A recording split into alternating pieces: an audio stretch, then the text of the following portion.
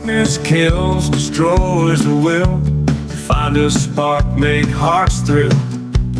Hear the tales of time so grim. Shine a light, don't let it dim. Heather Brown downtown, bound. True crime story she's found. In the shadows, secret stay. Need a light that finds the way.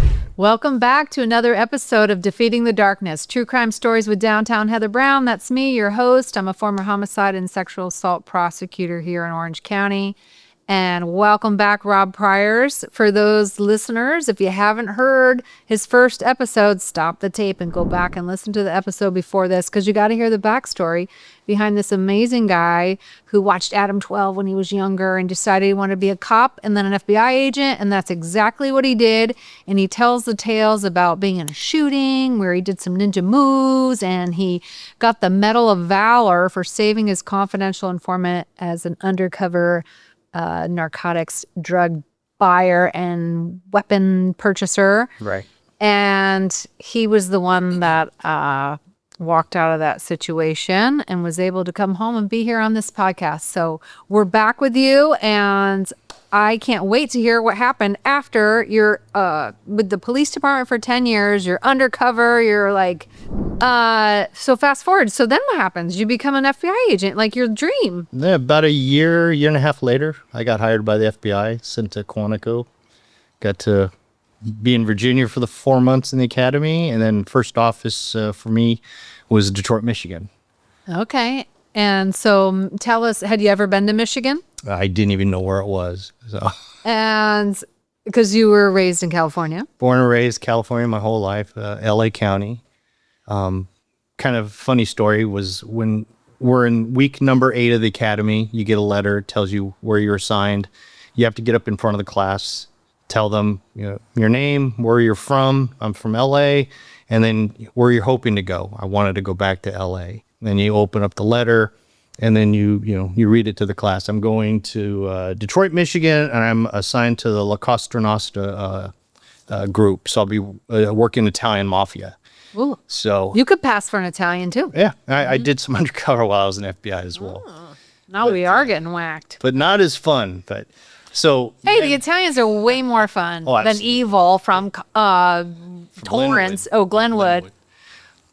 Yeah, you're just hanging out with Vinny, right? You're eating pasta, you're drinking wine, and you're whacking a couple people. There you go. Okay. So then you're supposed to turn around. There's a map of the country, and you're supposed to stick your picture on the map on Detroit.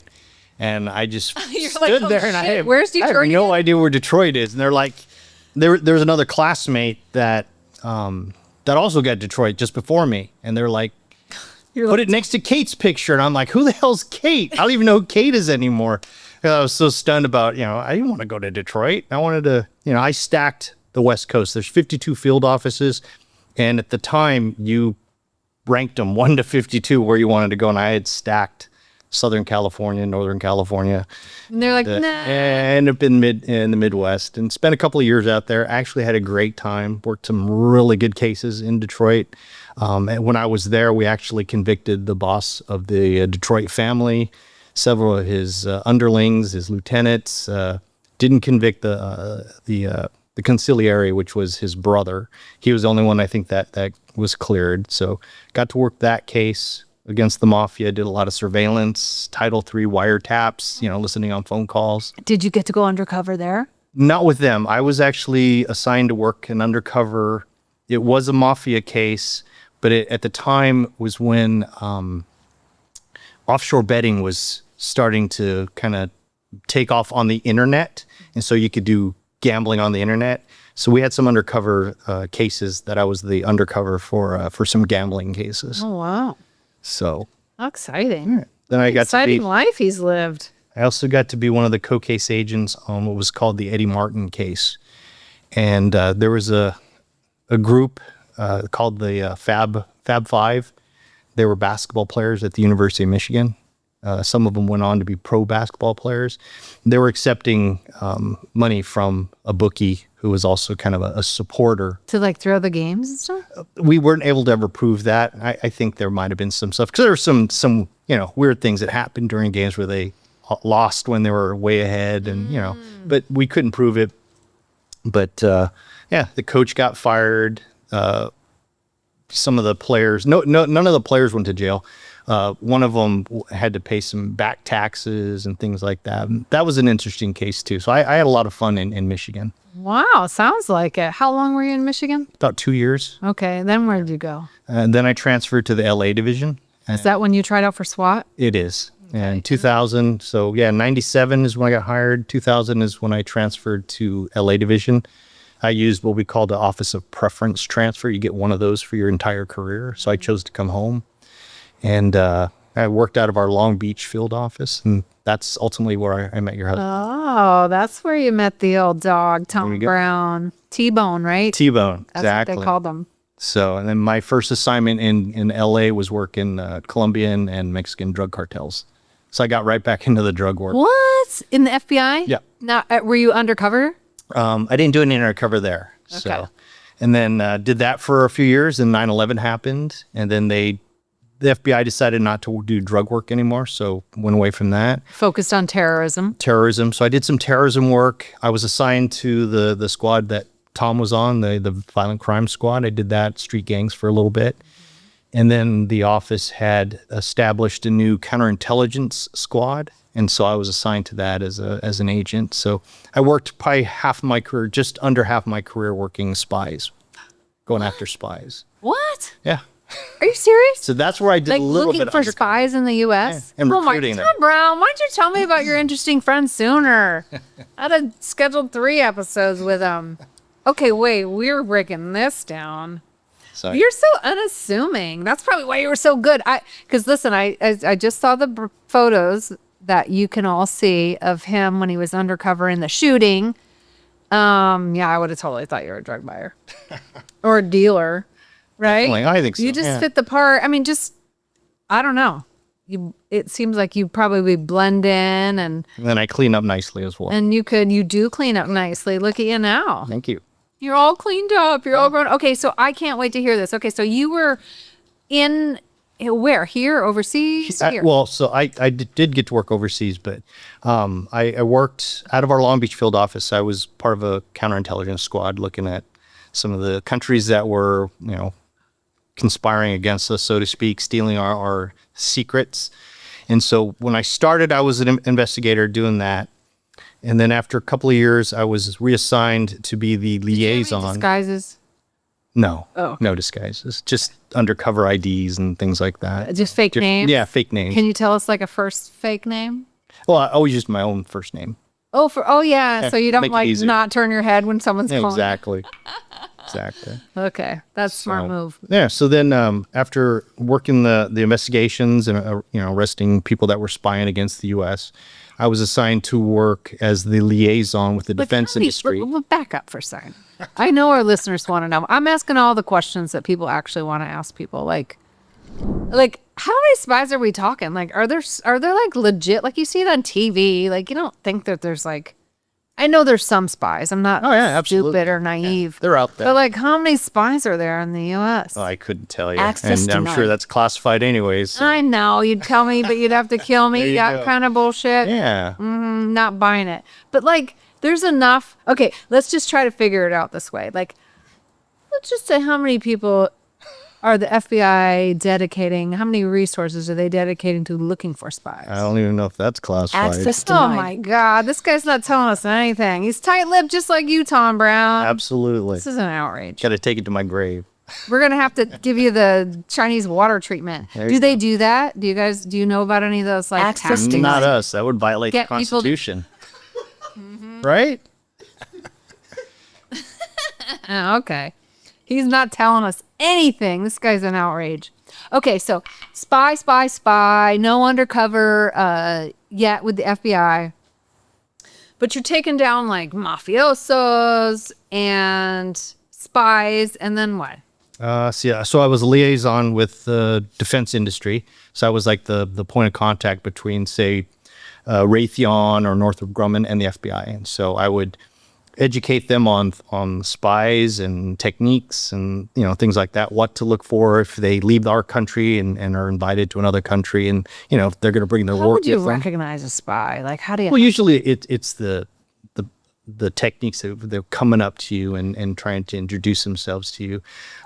Sometimes they'll have nobody's that friendly that they just come up and introduce themselves. well, sometimes they'll send a really pretty lady if you're in the bar, and she'll try to entice you. And so the little joke that I used to tell the engineers and the scientists. I'm kind of upset now because no one's ever accused me of being a spy.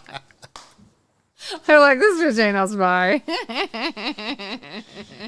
She's not cute enough. No, just kidding.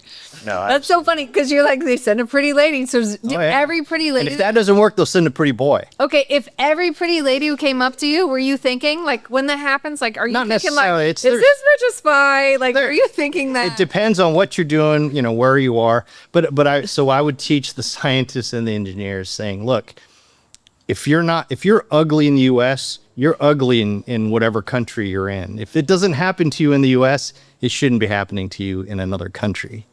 So there's got to be something. And if you're there for a specific reason, doing something, maybe for the company in that country, and somebody, comes up to you and tries to entice you or whatever. You mean, so like, usually, if no hot chicks are coming up to you in the U.S., and then you go to more likely they're not going to be coming up something like.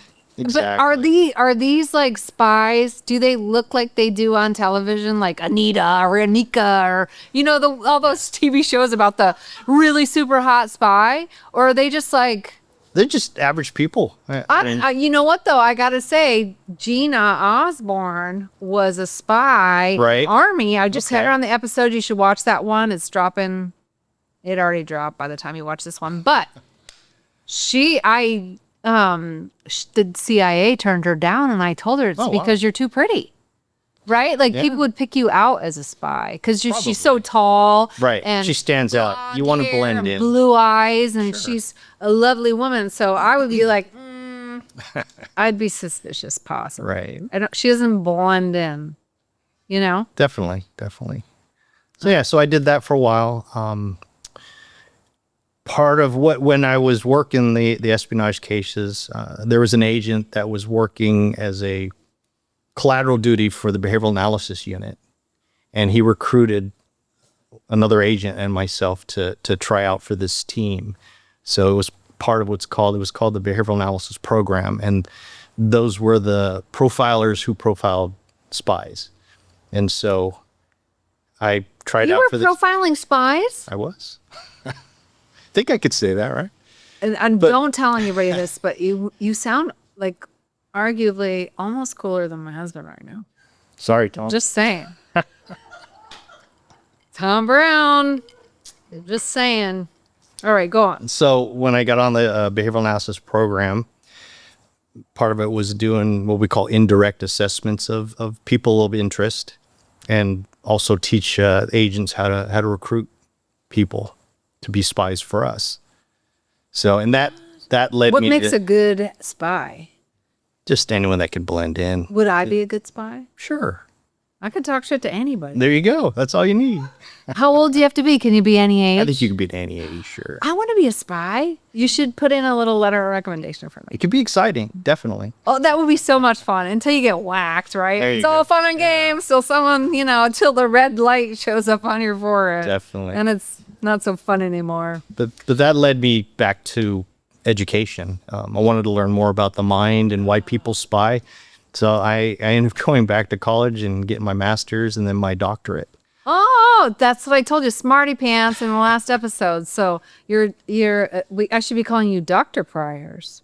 You can use, technically you could call me Dr. Brown too. That's right. You have your JD, right? Yes. But that might require me to like give someone the Heimlich and There you go. Right? I'm like, or, mouth to mouth. I'm like, I don't think they do that anymore though. No, I don't think so. Yeah. So I did that for a number of years. Another collateral duty was I was as first Did the peer. FDA pay for you to get your doctorate? They did.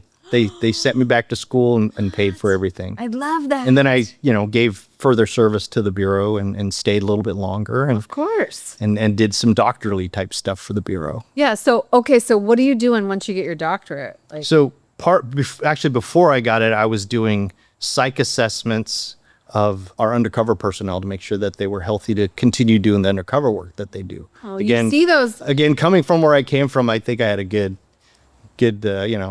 background in doing that. And then once I got my doctorate, then I was a psychologist that helped the unit with the undercover operators and the crimes against children investigators to make sure that they were healthy as well. Yeah, none of us are healthy anymore. Yeah. So I did that for a number of years while in the Bureau. I did the EAP, the Employee Assistance Program, as a counselor, helping our personnel. In fact, I did some stuff with the terrorism incident that happened in San Bernardino. Oh my gosh, with that mass shooting. So I had two hats there. I was both an investigator and as a peer counselor. So I investigated where I interviewed some of the people that were connected or inside the place, the facility. And then I also was the peer and helped our agent and support staff personnel who were having a hard time because of what they saw and what they had to do when they were there. Oh my God. I can't even imagine. I heard horror stories about that. Because wasn't there was it a sprinkler system that went off so everything was flooded? Yep. And so I feel like it was an FBI agent, maybe at a luncheon, that was telling me about that. Like it was very, very traumatic. Oh, it was a very traumatizing time. Because it's one thing, listen, I've seen a lot of dead bodies. I was in the homicide unit and I got called out to every, homicide in my jurisdiction, which was Costa Mesa and Garden Grove. And so, yeah, you see a lot. And even if you ultimately don't end up filing murder charges, it's still a homicide, right? Killing of one human being by another. But when you see those, it's like, it's horrible. But the conditions are so surreal and out of the comprehension of the human mind, like because there was a sprinkler system that went off. Correct me if I'm wrong, but so then the people that were murdered were like floating in parts of. I don't know if they were floating, but I know that the blood was spreading. Oh, so they're like going, like having to go assess a crime scene when it's like water flooded with bloody blood. No, absolutely. Yeah. Because it's not confined to that one little area. You could go. It's like everywhere. Sure. That's got to, in a mass shooting is horrible. So, and there's an incredible amount of trauma. I mean, that goes into these first responders and these law enforcement personnel. Like you said, you've seen homicide scenes, right? Different places.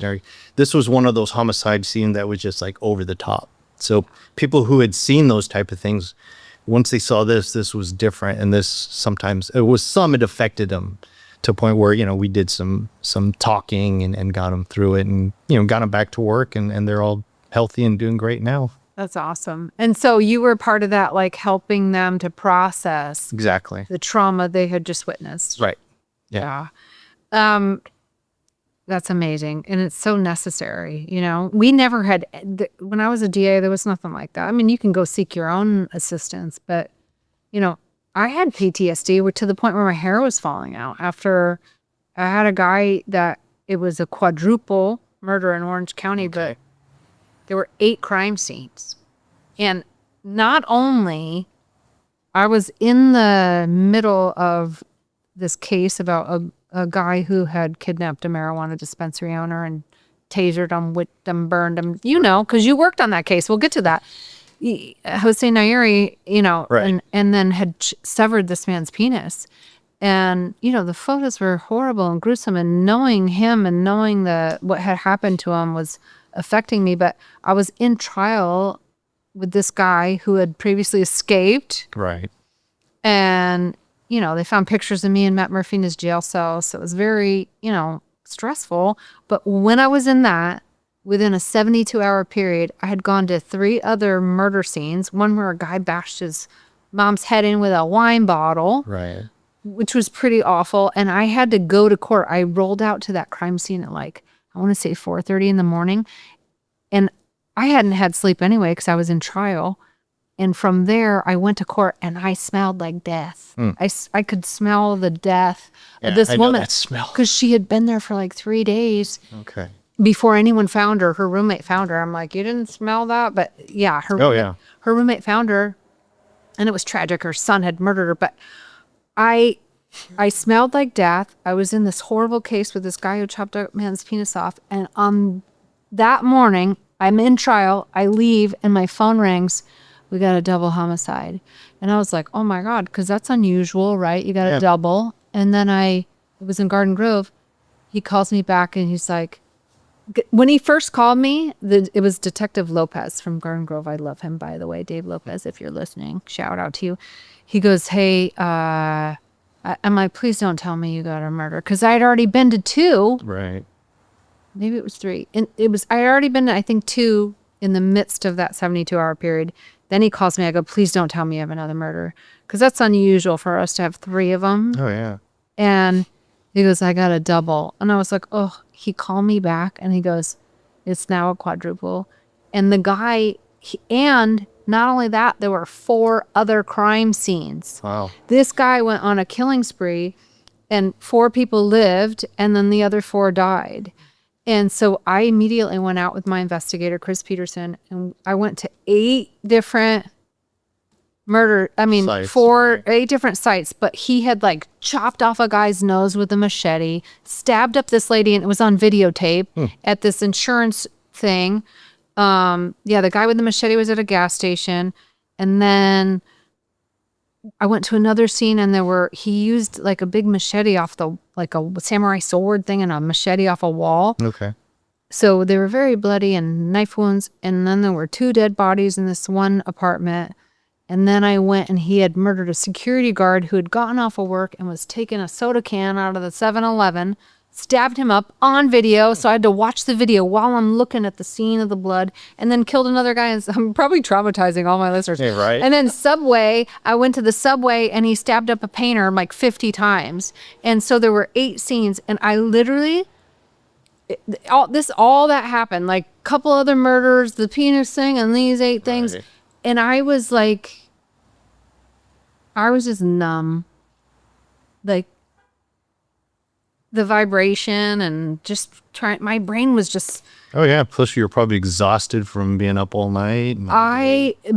So I want you to talk a little bit about that, because I don't think people realize that the people that work on the front lines like you and all these FBI agents that respond to these things, like it can fuck with your head. Oh, absolutely. Absolutely. And unless you know how to compartmentalize things, it does fuck with you. 100%. I'm just saying. No, right? Like literally, that's why sometimes I would like when I, to process it, I just need something to stop my brain from thinking about it. Definitely. Which is not good. That's why a lot of cops and lawyers and people become alcoholics, right? Absolutely. And that's why they have groups like EAP and things like that gives you able to decompress, right? Talk about it. I kind of analogy of a balloon. You blow into a balloon. That's your stress, whether it's good stress, bad stress, it's all the same to the body.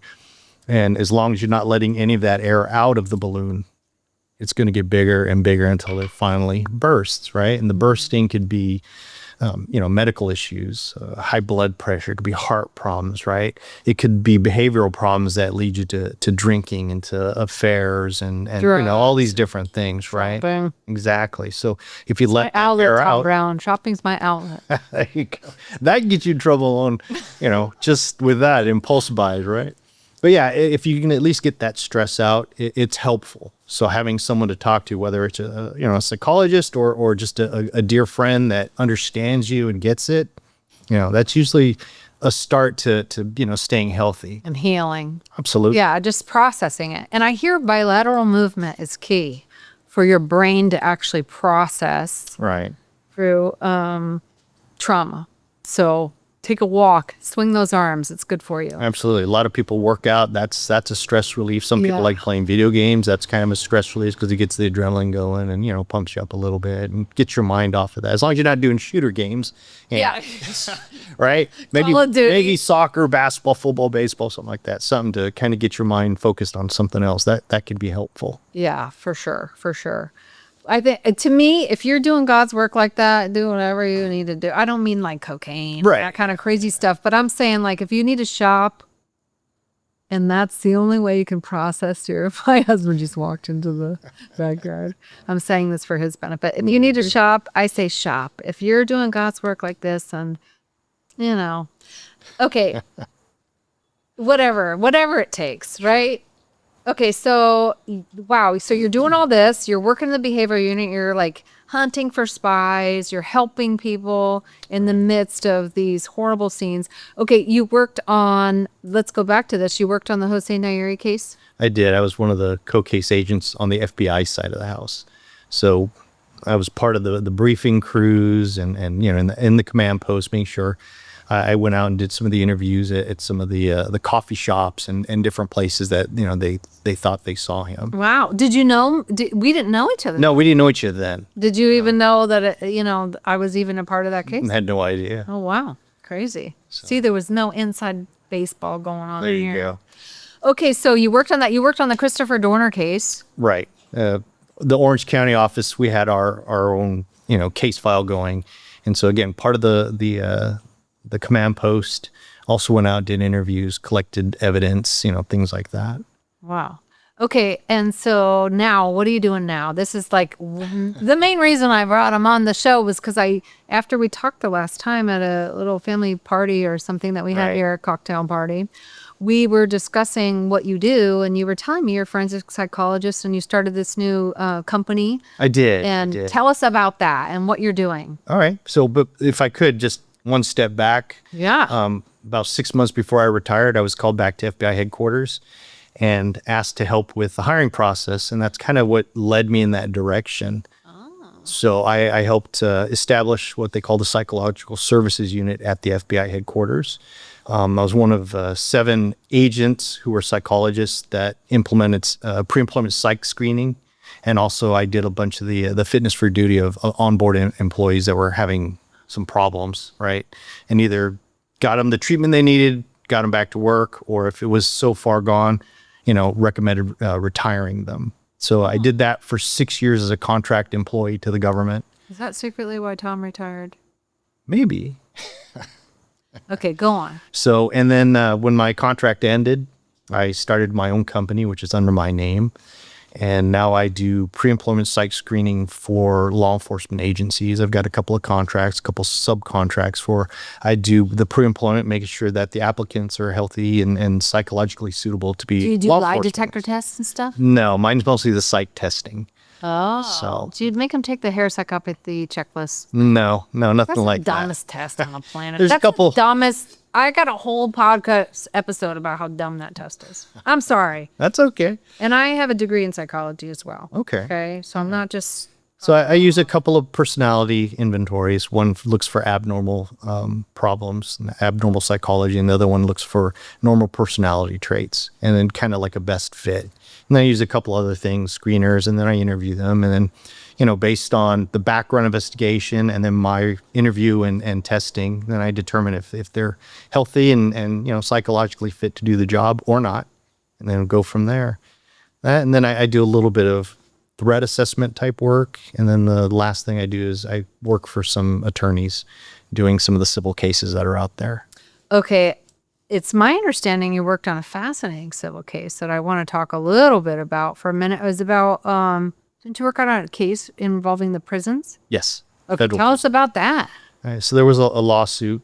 It's all public domain, but it was a lawsuit against the Federal Correctional Institute, Dublin, which is now closed up in Dublin, California. Dublin, California. Yeah, they weren't supposed to close, but my understanding is there's some sort of order the judge gave them, and the federal government shut it down anyways. But I was working with the plaintiffs, who were several victims, female victims of either rape or having sexual relationships with prison officials. Like the guards? The guards, the warden, the chaplain. So The chaplain was having sex with the inmates too? it's my understanding. And there, The warden, the chaplain, warden, and I think the warden was convicted. The chaplain was convicted, and at the time, I think 7 prison officials were convicted of these crimes, either rape or having the relationships. So we did psych testing on the some of the female inmates, looking for PTSD traumas related to, you know, either being, you know, forcibly raped or, you know, just having relationships which are illegal, you know, from the beginning. And so the federal government ended up paying out and went from there. And so doing a couple other cases that I can't talk about at this point because they're You'd have to kill us. they're protected. But yeah, so I'm helping out with victims primarily of traumatic events. I love that. That's okay. So you work as a forensic psychologist. Correct. So do you have your own like psychology practice where you I do. I work out of 2 different offices. One's in Newport Beach, another one's in Huntington Beach. Okay, so if someone wanted to do you do therapy? A little bit. I try to stick to the psychological testing. The testing. But I have a handful of therapy patients that are mostly trauma victims.